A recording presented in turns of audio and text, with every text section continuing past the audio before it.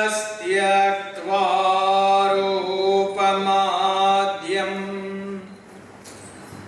प्रभवति जगतः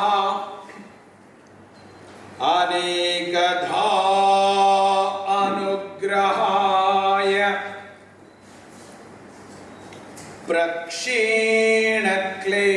प्रक्षीणक्लेशराशिः विषम विषधरः अनेकवक्त्रः सुभोगी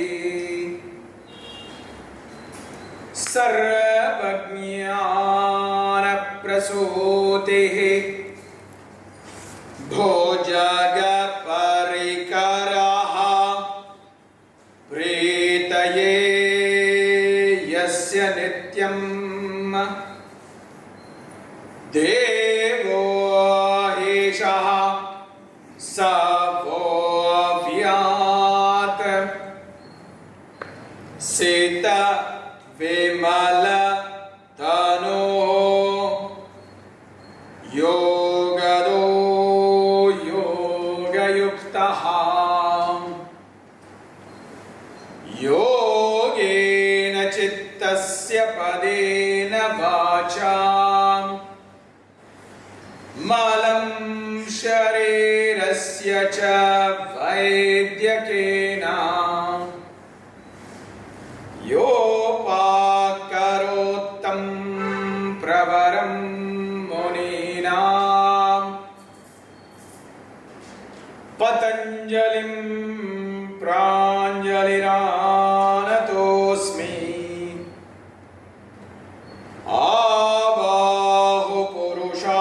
आबाहुपुरुषाकारं शङ्खचक्रासिधारिणं सहस्रशिरसं श्वेतं प्रणमामि पतञ्जलिं श्रीमते अनन्ताय नागराजाय नमो नमः।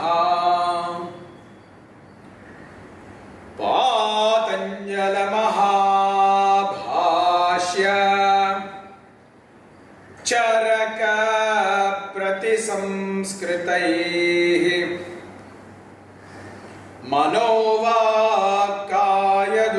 मनोवाक्कायदोषाणां हर्त्रे अहिपतये नमः। भाष्यकृत् सूत्रकृत् चापि निर्मलन्तं स्वरूपिणं ध्यातारं श्रीपतिर्नित्यं पतञ्जलिं नमाम्यहम्।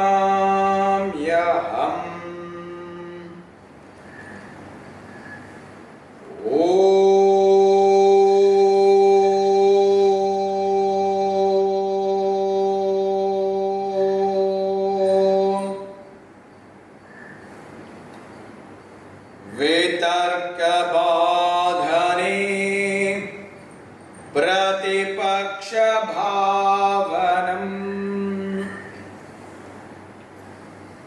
वितर्काः हिंसादयः कृत कारित अनुमोदिताः लोभ क्रोध मोहपूर्वकाः मृदु मध्य अधिमात्राः दुःख अज्ञान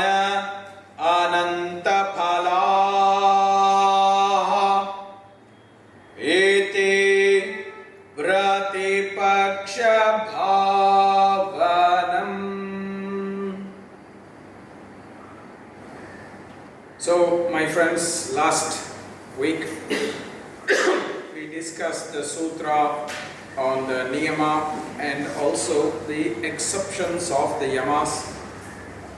So, we are in the section of the Yogasutra where Patanjali is presenting the Ashtanga Yoga and he is presenting the concept of Yama and Niyama as the foundation, as the platform of how the other 6 angas, which are scheduled practices, will have an impact. And so he says that there are 5 yamas and 5 niyamas that we have to follow as the foundation.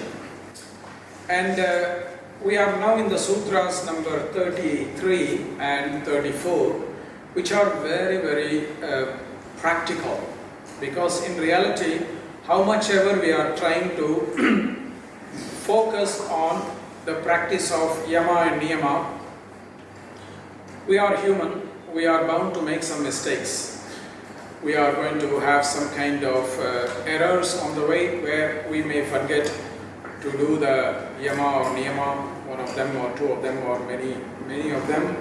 And so Patanjali is trying to give us some kind of suggestions on what we can do to try and reduce the repetition of the errors on the side of Yama and Niyama. So he presents in the 33rd Sutra of the 2nd chapter, vitarka Pratipakṣabhavanā. A very beautiful concept that is called Pratipakṣabhavanā. The concept of Pratipakṣabhavanā is very simple in one way, which is to look at things from another side. Pratipakṣa means another side. Bhavana, to visualize, to feel. To feel from the other side, to visualize, to take a stance from the other side and start to reflect why this behavior is coming or what we are doing, etc. Is it appropriate or inappropriate? And that's why he calls this as a method to avoid what is called vitarka bhavana. Vitarka bhavane pratipakṣabhavanā. In order for us to prevent what he calls the vitarka actions. It's very fascinating because in other contexts also Patanjali is using the word vitarka. The word vitarka literally means something that is very gross, not very refined or sophisticated, something that is very gross. And this is very, very fascinating because he calls these actions in the next sutra number 34 himsadayaha, that is himsa and others, which means all the opposites of the yama and niyama.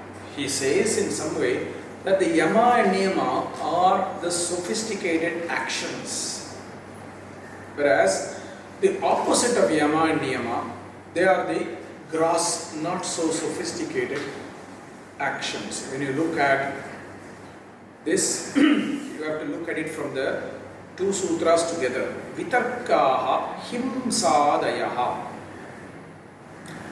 Himsadayaha, himsa and others. So we have in the Yama, ahimsa, satyam, asteyam, brahmacharyam, aparigraha. The opposites, himsadayaha, for ahimsa, the opposite is himsa. Himsa means a violent behavior, and whether it is violence in the form of physical violence or verbal violence or psychological or emotional violence, kaya, vacha, manasa, through the 3 forms of behavior, 3 ways of acting. That is what is the equivalent opposite of ahimsa. Satyam, truth is a yama. Asatyam, lie, not telling the truth or not living by reality. That is what is called asatyam. Similarly, brahmacharya is the yama. Abrahmacharya is the opposite, a very non-fidelity, or infidelity, not being very loyal, not being very fidel. Same way, asteya is the yama, steya is the vitarka action, stealing something, taking what belongs to another. Again, this could be not only objects but also emotions, space, time, etc. My father always used to say, if you are coming late to a class or you are coming late to an appointment, you are stealing the time of the other person waiting for you. So don't be late. So time, space, objects are all also part of this. Asteya, brahmacharya, we already saw. Aparigraha. Parigraha is the opposite of aparigraha, which is the concept of grasping. You are accumulating, you are holding many things, more than what we need. And sometimes that is the problem. We want many things. We don't want to have only one house or one car. We want to have 2 houses, 3 houses, one here, one there. We want to have 2 cars, one for work, one for personal things. We want to have many products, and then we spend a lot of time taking care of the product, forgetting about what we are meant to do here, what is our dharma. So parigraha is the opposite of aparigraha. Then comes the niyama. Shaucha is the niyama, ashaucha, the concept of not being pure.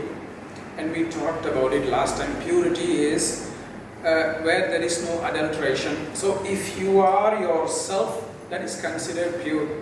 Whereas if you are trying to be somebody else, saying something else, thinking about your dharma as somebody else's dharma, or somebody else's dharma as your dharma, all this is ashaucha, that is lack of purity. When we have perverted thoughts, this world now is so full of perversion, especially social media gives license for people to become perverted. Everybody wants to look at everything in a bad way. That's ashaucha, lack of cleanliness, lack of purity in body and in thoughts and emotions, in words. Santosha, the opposite of santosha is tosha, tushti, thirst, desperation. We want to have thirst for many things. We are not content, we are dissatisfied. No matter what we have, we are dissatisfied. Sometimes it's a very good reflection for modern society where we have many luxuries in this world, but still we are not happy. We have sometimes a shelter above our head. We are able to eat 3 meals a day. We are having somebody to share our life with, which includes not only human beings like partner and children, but also sometimes animals that love us very much. But still we have a dissatisfaction because we are always focused on what we don't have rather than focus on what we actually have. That's a very common problem today, and the more luxurious our society is becoming, the more discontent it is becoming. Most of the wealthy countries do not seem to have a very high level of contentment index. People are focusing on happiness index. That's really not the correct index. We have to think about the contentment index. People are not really content. They want always more and more and more, but that's the problem, because the more we desire something, the more dissatisfied we will be. So that is what is called the concept of asantosha or tushti, thirst or desperation. Tapas, atapas, very simple. Rather than lack of detoxifying our system, we are toxifying our system in a very bad way, whether it is with food. We are not eating anymore healthy food. Most of the food now is controlled by 6 or 7 corporations in the world, and most of these are very chemically strong. They have a lot of modifications, genetic modifications, preservatives and other things, which makes the food very toxic. But not only that we are affected by a food that is toxic, we are also toxifying ourselves through emotions and other things, through what kind of entertainment we are watching. If you look at our society, we are normally celebrating either lies or violence. When you look at most of the movies that we have today, all the big blockbuster movies that most people want to run and see are movies about violence. You know, somehow the more violent the movie is, the more money it seems to make. And this is not new. This is not new. This has existed for a long time. If you go to a city like Rome 2000 years ago, there was built a Colosseum where people were watching each other kill each other and being violent with animals and violent with each other, and that was considered to be a sport. So we are celebrating violence, so imagine how much toxic our psychological system will be. And then we are listening to music which has horrible lyrics, and internet, Facebook and all these medias where people are always criticizing each other rather than appreciating each other. So somehow our emotional structure also is very, very toxic. We are being nourished by this kind of violence, this kind of lies. People, when people ask each other questions, we are telling lies. Oh, you look so good, but in reality we think the person is not looking so good. And we celebrate things like makeup, cosmetic surgeries and all these kind of things that are feeding surgeries, feeding our what is called mind and emotional structure. So the concept of tapas is so difficult today, so difficult today. And this is not a new phenomenon. That's why Patanjali is talking about this as well. The opposite of swadhyaya, forgetting ourselves, lack of self-reflection. We are very disconnected from who we are. Swadhyaya is a niyama that is trying to say that you must do some self-reflection, self-evaluation, and most importantly, part of swadhyaya is self-evolution. Are we a better person than yesterday? But somehow we seem to have a very strong, loving relationship with our past traumas, and we become a victim of these traumas, and we don't want to escape this, so we are more attached to our ego than ourself. We are more attached to our ego than ourself. So there is no self-reflection or self-evaluation. There is no questioning of what is our real purpose of life. Is it just to earn living, pay bills and then die? Or is there something higher and more superior than this? That is where there is a lack of sophistication, because we are like rats now, running our life in a, in a circular machine that keeps going on in the same place, and this hamster is running and running and running, and that's what we are doing. We are very dynamic people. We are moving from one place to another, we are moving from one job to another, we are even moving from one partner to another, but yet we are in the same place. We are stuck in our traumas, we are not evolving. We are stuck in our ego, we are not evolving, and that's the opposite that Patanjali has presented in what is called swadhyaya. But we are stuck. That's the vitarka action of the swadhyaya part. The last one is Ishvara pranidhana in niyama, which actually is trying to tell us that we are not the masters of this universe. We have to have a concept of letting go and surrender to nature and its will. But we are such an arrogant species, we want to control everything. It's the exact opposite of Ishvara pranidhana. Ishvara pranidhana is saying, let go of control. Whereas what we are doing in society is we want to control everything. Whether it's the nature or whether it's ourselves or family members or whatever, we want to control everything. When it's hot, we want to be cold, so we have AC. When it's cold outside, we want heater, so we buy heater. Then we want animals and plants and other things to behave like we want them to behave. Oh, I want my mango tree to give mangoes throughout the year. So we inject some injections to give mangoes all through the year. And what happens? We get tasteless mangoes.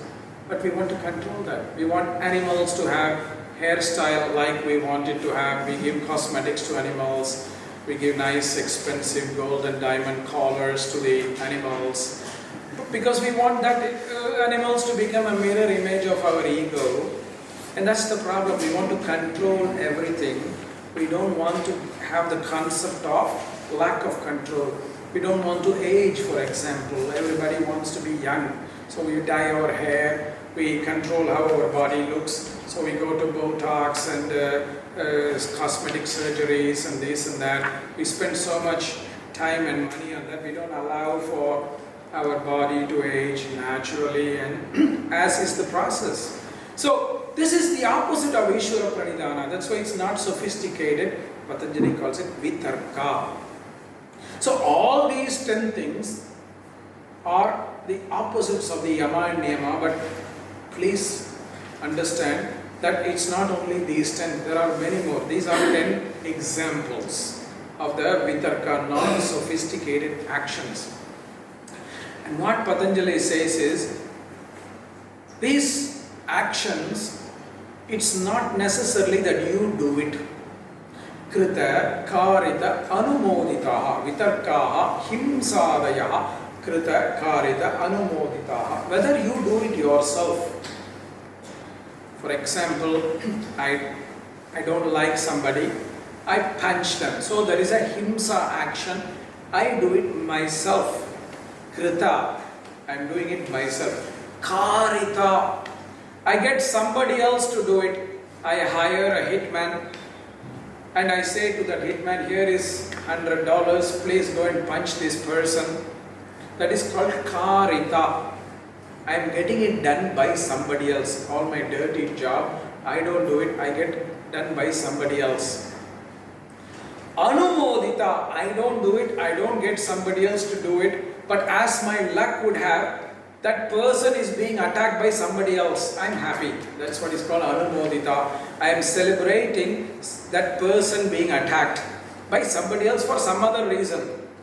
All the three are considered action by us. Whether you do it yourself, this unsophisticated action, or whether you get it done by another person, or you are just approving that something is happening. Krita, karita, anumoditaha. That applies to all of these himsa actions, vitarka actions, not just one. All of them. You don't steal directly, but you get somebody else to steal, it's the same as you're stealing. Somebody is stealing, you are happy that somebody is stealing your neighbor's mango because you don't like your neighbor, that is also considered as you are stealing. So any of the Yama or Niyama that you do direct, that you, opposites of Yama or Niyama, that you do yourself or you get it done by somebody else, or you are just appreciating or acknowledging that it is happening to somebody else, that is considered a vitarka action of you. Krita, karita, anumodita. Now why do these actions happen? Lobha, krodha, mohapurvakaha. Normally these are happening only because of three, what you call sources. Patanjali says 3 major sources. It may be others. Lobha, greed.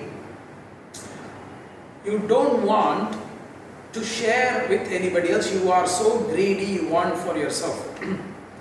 You take certain countries, for example, they call themselves sometimes the greatest countries of the world. They want resources only for them. They don't care if other countries are suffering for their purpose.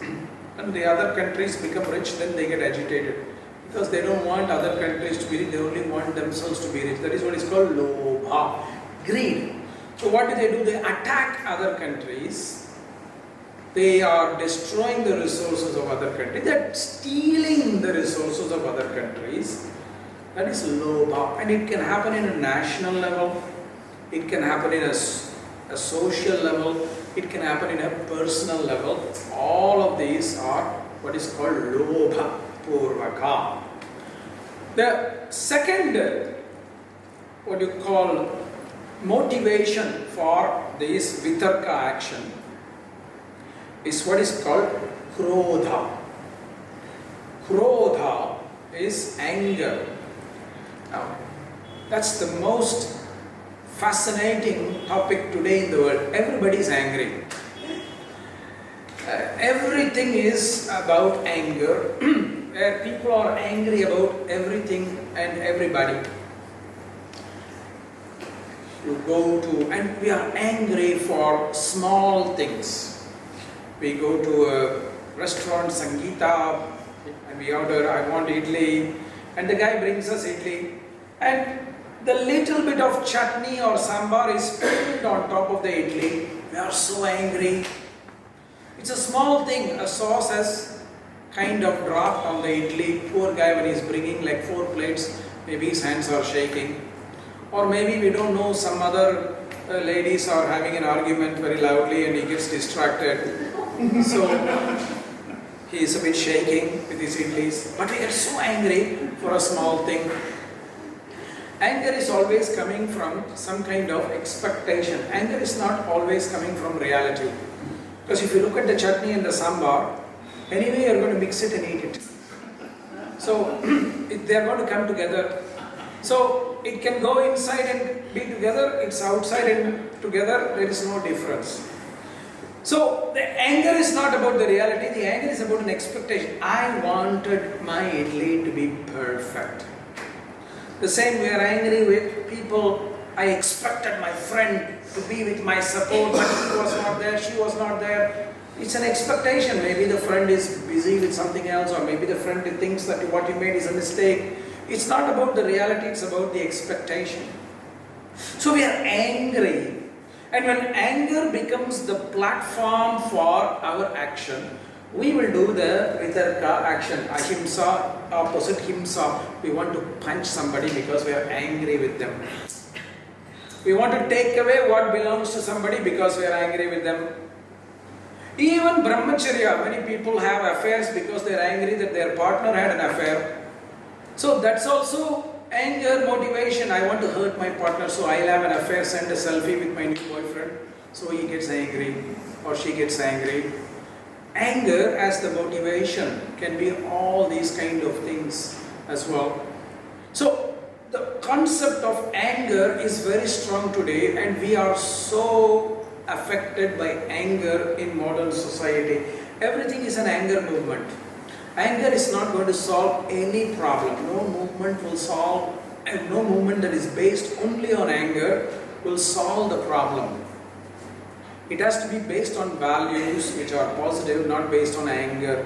That's why there is a lot of agitation and violence today, because anger is the quickest catalyst for violence. And violence is not only physical violence, it is all forms of violence. Usually we become so violent when there is anger as the platform. And anger is not logical. Anger is not at all logical. It's usually because of expectations. And your expectation is coming because of your desire, your wishes, not your expectations, not because of what the reality is. I mean, people come to Chennai and they cannot sleep and they are so angry because it's so noisy in Chennai. It's a fact. We cannot have a quiet city because we are a city of so many million people, and there will be so many noise and disturbances. So it's very different than what people are used to. But there is the expectation, I want a peaceful, quiet room. It's not possible. So we get angry. It's because of expectation, not because of reality. If we accept that reality, it's noisy, our anger will slightly come down. That's the problem. So anger, krodha, very strong factor. And Bhagavad Gita says krodha is coming mainly because of attachment. Sangat sanjayate kamaha, kama krodho vijayate. Originally, the anger is coming from an attachment. Attachment to an idea, attachment to a principle, attachment to an expectation. Attachment in one form or the other is what creates anger. Is what creates anger. This is very, very realistic, because slowly we get used to something, and when that doesn't happen, we get angry. It's not necessary, it's not because we want to control. So we want to control our reality, but the reality is different. So, krodha, moha purvakaha, delusion. We are deluded. We are not clear, we are ambiguous. This is part of the problem today. And personally, I feel this is a very big problem for the yoga field today, because there's a lot of yoga people, yoga teachers who are causing violence to yoga and their students because of moha. Because they don't have proper training. They don't have proper education. They take only bits and pieces from here and there, and they want to claim that they are grand masters of yoga, and they kind of present that yoga as yoga, and that is an abuse. That is really himsa to the field and to the students they are teaching, and this is very common now. And until some years ago, I was only thinking that this was the case with many Western yoga teachers who are abusing yoga. But recently that I have seen that many Indians have learned very well from the West to abuse yoga as well. And they have joined the bandwagon of abusing yoga. So this is another problem, that there is not that dedication to learn yoga and teach yoga in the right way. That's one field. But there is also other fields that are affected by delusion, because we want to fight with people without knowing the fact, because of ego or identity. My grandfather always used to say, if you want to refute a system, learn that system first before you can refute that system. Whereas now you look at many arguments and anger that people have, people are fighting based on opinion, not based on fact. Many people are arguing like crazy, and there is so much violence because they don't know the fact. India is in a very delicate moment now, because it has a little war with Pakistan because of some terrorist attack that happened a few weeks ago. And thanks to modern technology, I am on so many WhatsApp groups with my classmates from high school. There is one group. With my classmates from university, there is one group. With the artist group, I'm in one group. With my photography group, I'm in one group. So all these groups are all discussing about the India and Pakistan war. And many of them are giving violent views based on opinion, not based on facts. So this is a danger, because we are not basing on reality, we are basing it on moha, delusion. When you are in delusion and you are getting stuck with one view, you don't know what the fact is and you are fighting that, then there is no use of arguing, because you are not arguing on facts. And what is even more important is there is no use in arguing with such people, because they are not basing their argument based on facts. So if you engage with them, you are also becoming a fool, because you are not arguing with somebody who is arguing based on facts. This is the problem that I faced many times in the yoga field, where there are so many people who claim this to be grandmasters of yoga, yoga expert, I am yoga expert and all that, but they have no idea who is Mr. Patanjali. And sometimes they think Patanjali is actually two people, Pat and Jolly. They say, who are they? You know, and they think Patanjali is American because Pat and Jolly are kind of American names. So they are experts of yoga. They are experts of yoga, and that is what we are facing with. There is a lot of abuse in the field of yoga because of that. So these three, lobha, krodha, moha purvakaha, these three are the motivation for our vitarka, why we are somehow engaging in unsophisticated actions.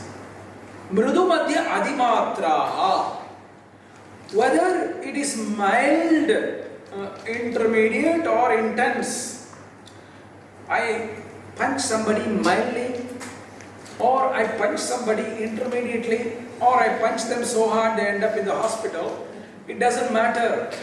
As long as the motivation is violent, whether it's mridu, madhya, adimatra, it doesn't matter. Whether you steal 10 rupees or 1000 rupees or 1 million rupees, the act is stealing. So, whether it is mild, medium or advanced, it doesn't matter. Sir, I only made small mistake. I told small lie, sir. Tell a small lie, medium lie or large lie, it doesn't matter. And today we are dominated with examples who are basically liars. Recently I was watching some news where apparently the president of the greatest nation in the world has told so far close to 9,000 lies in the last 2 years. And that's so fascinating. That is our example for living this world. It becomes so normal to lie. It's so normal to lie. And people take that as an example, consciously or unconsciously, it doesn't matter. So whether it's small, medium or large, it doesn't matter. So whether it's a small vitarka action, intermediate level vitarka action, or very intense vitarka action that you are even killing somebody, it doesn't matter. All these are considered not good because the motivation behind is not coming from a good place. The motivation is coming from krodha, lobha and moha. These three are like associated with the kleshas. They are not associated with vidya. They are not associated with viveka. It's coming from a place of the kleshas. Therefore, like I told you last time, there are karmic consequences. There are karmic consequences for that. And that is something we must not forget. That is something we must not forget. If you look at the history of nations, many nations who were doing one kind of actions in the past, they suffer now. It's a karmic consequence. It may not happen in the same time, but it will not happen. It will eventually happen. Now we are creating so much anger and violence, it will have a consequence later. It may not happen immediately, but it will happen later. So it's so important to understand that whether it's small, medium or large, it doesn't matter. As long as the motivation is coming from the kleshas, there will be karmic consequences which we cannot avoid. So that's why Patanjali is saying, when all of these are happening, dukkha, ajnana, ananta phalaha. Ananta phalaha means infinite consequences. Infinite consequences of what? Dukkha, ajnana. The infinite consequences of suffering. Now, if I don't have the expectation of a perfect idli, I am not suffering. But if I have, I am angry, I am not even enjoying the idli that is in front of me. So, the consequence will only be dukkham. The consequence will only be dukkham or ajnana. Ajnana means lack of self-realization, because the word jnana here is not information knowledge. It's not information. It's the jnana here is the jnana of self-realization. You won't realize yourself. That means you will not realize why you are in this planet. Your dharma is not realized. And so what happens if the dharma is not realized? You are going to have to come back again. That's what is the inferred meaning here. Because please remember, Patanjali's Yogasutra accepts the theory of karma. Many Western people don't believe in the theory of karma. If you try to eliminate karma, you are not in the field of yoga. Patanjali talks many times about karma. Klesha, karma, vipaka, ashehi, aparamrishtaha, purusha vishesha, ishvaraha. Tatra dhyanajam anashayam. Karma, Shukla, Krishnam, Yogina, Trividam, Iteresham. Many times Patanjali is talking about the theory of karma. You can't remove it. saying, oh, it's cultural appropriation. That's actually an abuse. It is cultural misappropriation.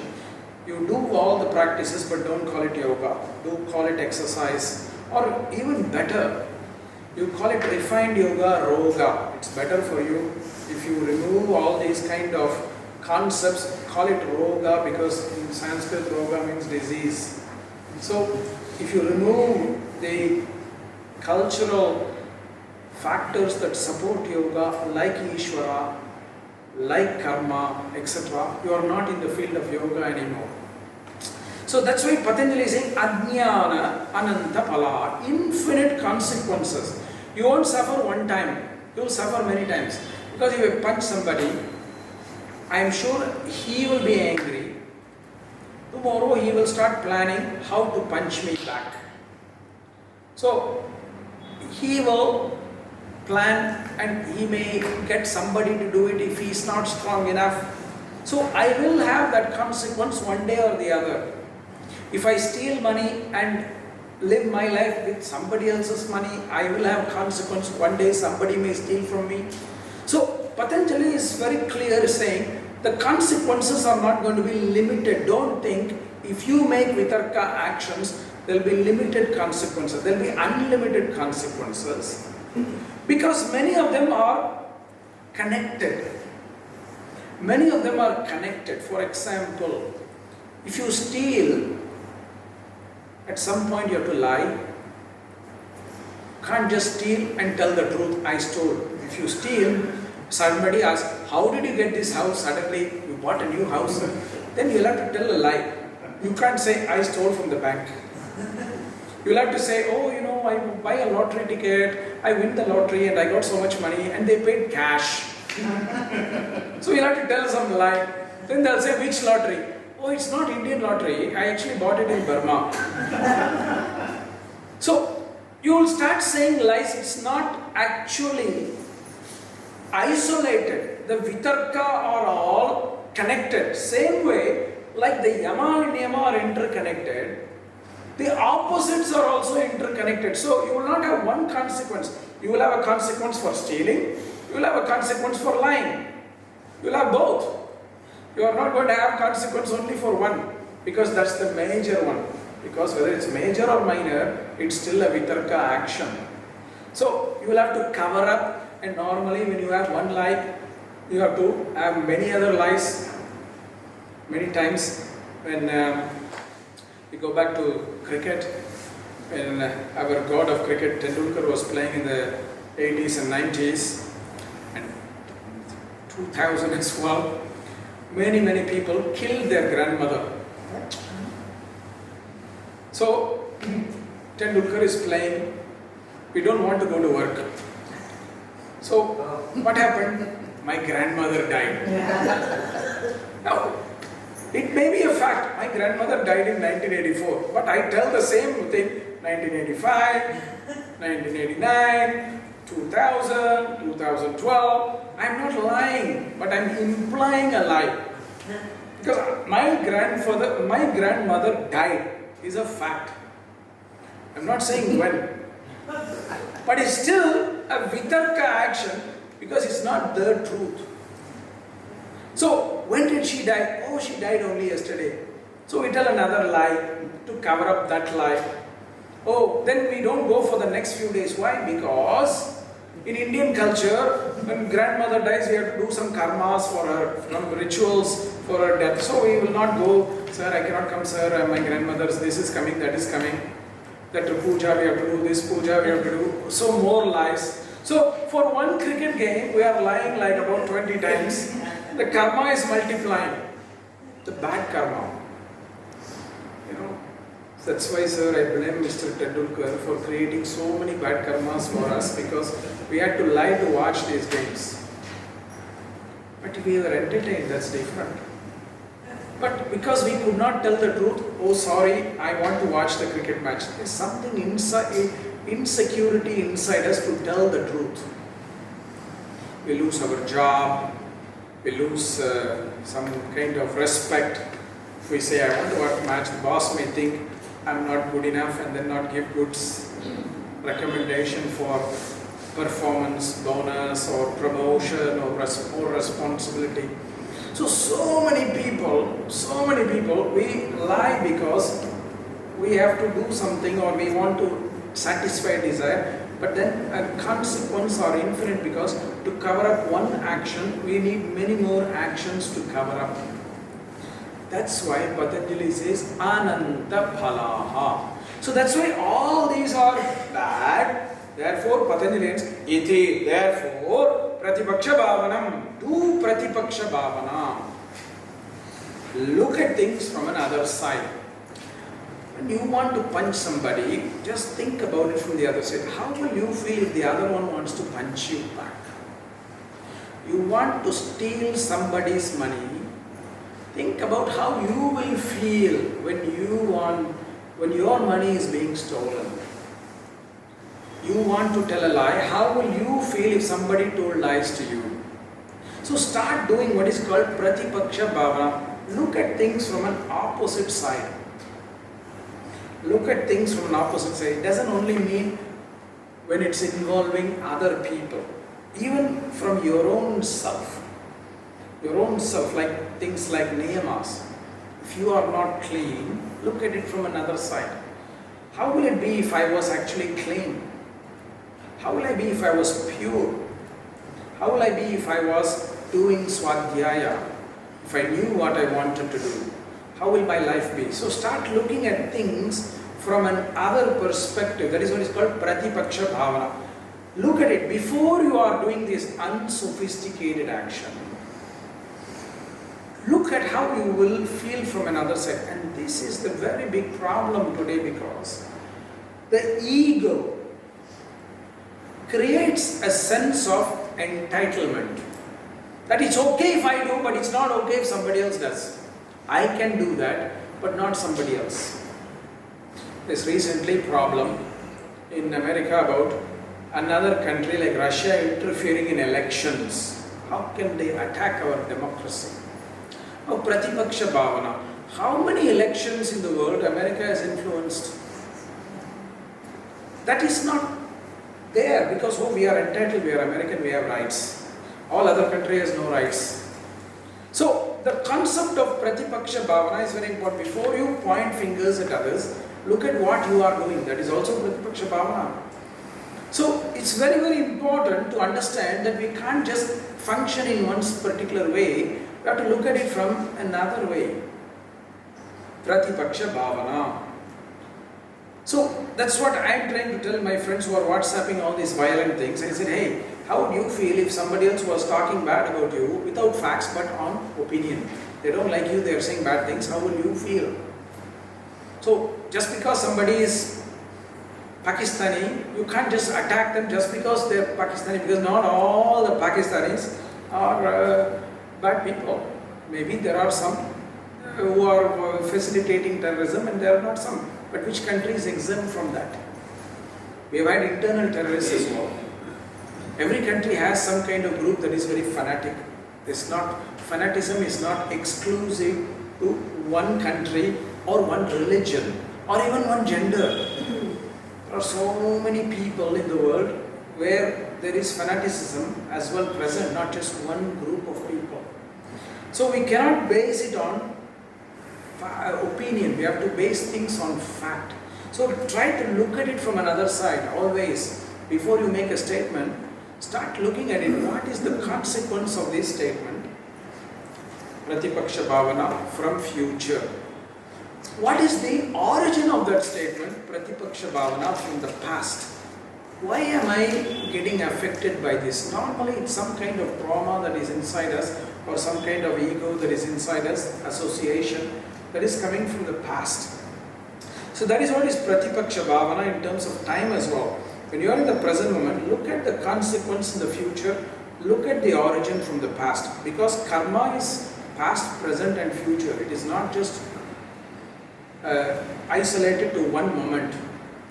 Consequences are from the past as well as extending to the future. So we need to do Pratipakṣabhavanā even in that domain of time, not just space. Not only from another place, another point of view of a physical place, because time and space normally cannot be so easily separated.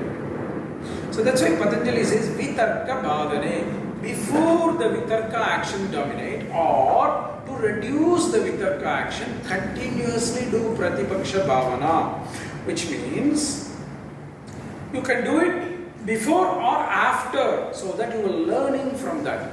Sometimes the gunas are so strong that you cannot control an action. If pitta is aggravated, you are angry, you hurt somebody, okay, you have hurt, don't judge yourself for that. Learn from that, pratipakṣabhavanā. Okay, how could I do differently next time? That is also pratipakṣabhavanā. What can I learn from this? That is also pratipakṣabhavanā. So start to look at the ways you can learn so that the vitarka becomes vichara, subtle. All this non-sophisticated, non-refined action, they will become more refined. Because yoga is the process of going more and more refined and more subtle, not being more and more gross. This is the sad part of yoga today. Most of the yoga is focused on gross concepts, not based on subtle concepts.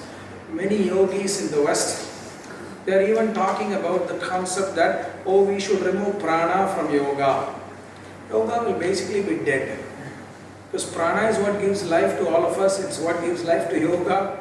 And the yogis were practicing based on prana, not based on physical body.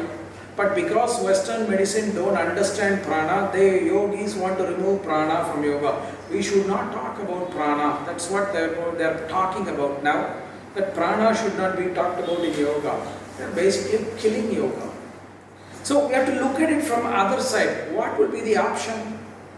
If you remove prana, is it yoga or is it exercise? So we start looking at these things and we need to go more and more subtle rather than stay very refined. The biggest obstacles for going into these subtleties is the construct called ego that is built based on fear. That's why we are in vitarka actions, because that is what leads us to all these actions that are not based on the Yama-s and Niyama. And that's why, my dear friends, the other tools are failing. Because if the foundation is not right, the building will collapse. Yama and Niyama is the foundation on which the other angas of yoga are described. And if you look at the sutras, Patanjali spends a lot of time describing the Yama and Niyama, not just these 4 or 5 sutras, but each of the Yama he will expand further, which we will see in the future classes.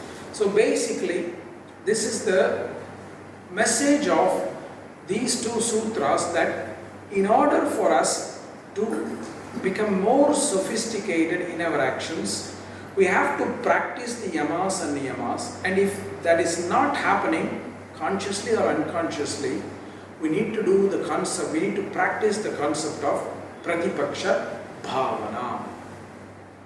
Namaste, my friends.